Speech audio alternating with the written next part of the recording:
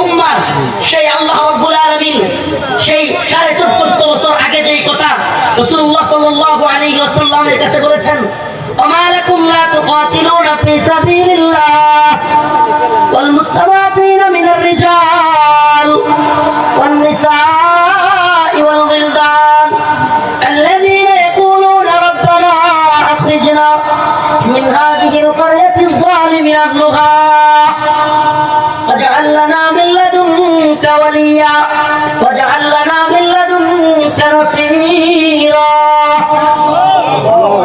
উপস্থিতি আল্লাহ পাক বলতেছে আমারাকুম লা তুকাতিলুনা ফি সাবিলিল্লাহ, তোমাদের কি হয়ে গেল যে তোমরা যুদ্ধ করতেছ না? লা তুকাতিলুনা অপব্যাখ্যা কি করবেন? জিহাদের তো প্রচেষ্টা কইরা সবকিছু জিহাদ বানায়া দেওয়া, সব কিছুকে সব কাজকে দিনের জিহাদের মধ্যে ঢুকায়া দেওয়া। আল্লাহ না করুক কেন যেমনে খাওয়ারেও জিহাদ, দাওয়াত খাওয়াও জিহাদ, সব জিহাদ ঢুকাইতেছে।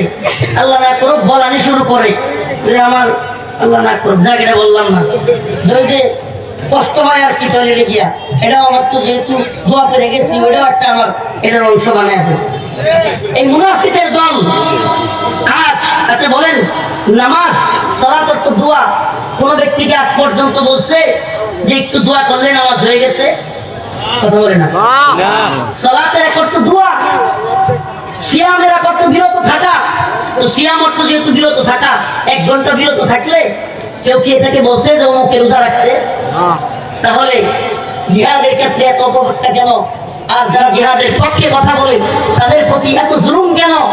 এই উপস্থিতি একটা কথা মনে রাখবেন, আমি যত আলেম দেখছি, আমি একবার মন থেকে বলছি তালিল্লাহিল হামদ সুবহানাল্লাহি ওয়া বিহামদিহি, যারা জিহাদের পক্ষে আমি দেখছি এরাই সবচেয়ে বেশি উম্মার ফিকির করে।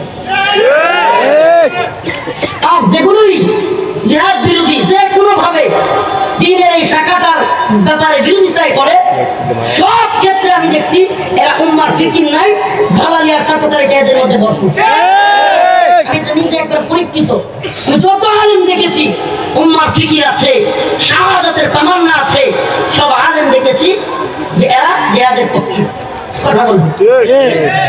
আর যেগুলোই দেখবেন বিনায়া সিস্টেমে কৌশলে জিহাদের বিরোধিতা করবে, এগুলো দেখবেন উম্মার ফিকির নাই, বিভিন্ন কিছু নিয়ে পড়ে আছে, সাধারণ থেকে সাধারণ বিষয় নিয়ে।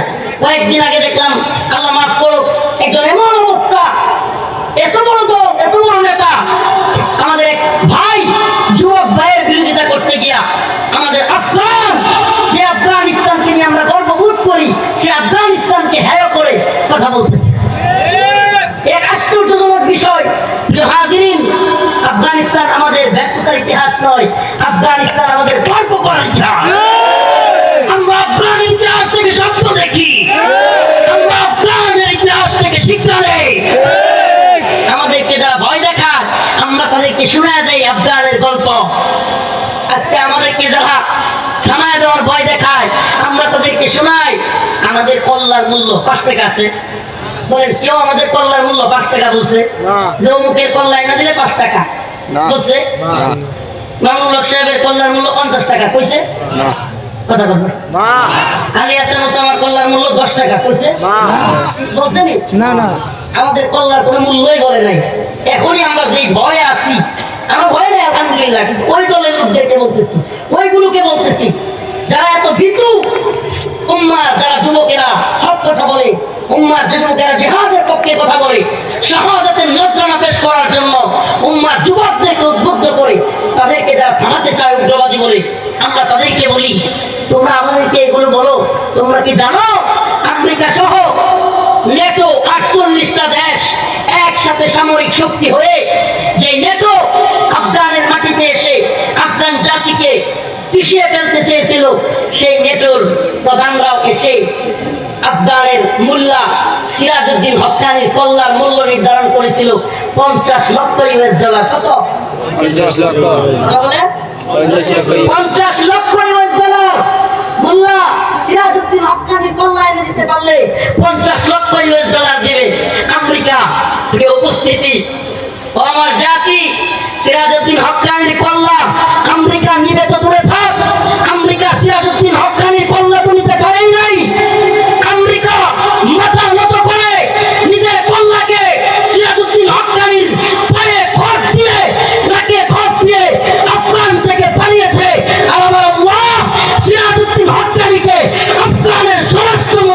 দিয়েছে।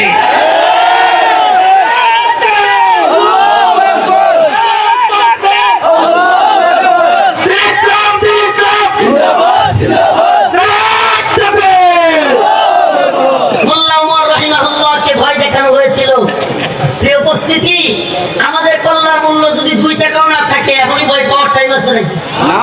আরে কল্যাণ মূল্য নির্ধারণ করা এটা তো সুন্নতে নববী, মুহাম্মদ আরবি সাল্লাল্লাহু আলাইহি সাল্লামের সুন্নাত। এটা তুমি মনে করো কল্যাণ নাম নির্ধারণ করলে, লিস্টিতে নাম থাকলে কিংবা ওয়াজ থামায়া দিলে তুমি মনে করো আমরা ব্যর্থ। আমরা ব্যর্থ নই।